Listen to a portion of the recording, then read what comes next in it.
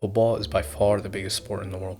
Even in a country that calls it soccer, it still takes the top spot. As a young boy, I was obsessed with it. Nothing felt better to me than the moment when you score and feels the whole world's gaze is on you and you alone. Granted, I was playing in front of some soccer moms at the local park, but still, that feeling never changes. That's why even to this day, I still either mainly play as a striker or right winger, and I would be lying to say there isn't a huge ego behind doing that. Blue Lock is an anime that knows that well. Unlike all other positions, there is an ego factor playing as a striker. The person who scores is the hero. Everyone cheers for them, while the assister is often ignored. The anime starts off in a high intense moment. It's the final moments of the game, and Isagi's team is down 1-0. He's up by the goal and has the chance to score. He could tie it here. However, his teammate is wide open. Isagi has a choice to make. Does he trust himself, or does he trust his teammate? And he must have forgot the premise of the anime, because he passes the ball. And of course, his teammate misses. This knocks them out of the tourney and they go home crying. After the mandatory emotional screaming scene, he goes back home and gets a letter to join Blue Lock. We find out that Blue Lock is basically a battle royale between the 300 best strikers in Japan.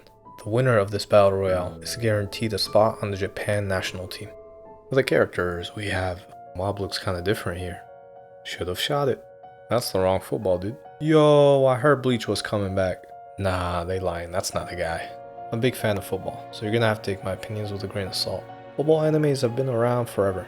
Stuff like Inazuma 11, Captain Tsubasa, and even Aoashi that just finished up last season. They're all great anime, don't get me wrong.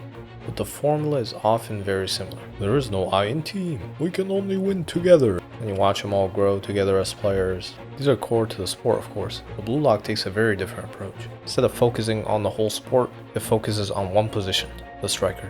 It's also outside the normal practice, game, routine, which every other football anime does.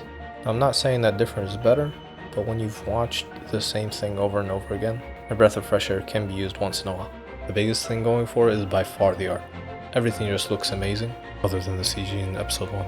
With a sport as dynamic as soccer, that's really hard to do.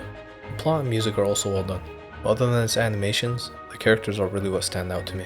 Just look at these designs, dude. Some of these characters are insanely fun to watch, and I think with a sports anime specifically, that's vital.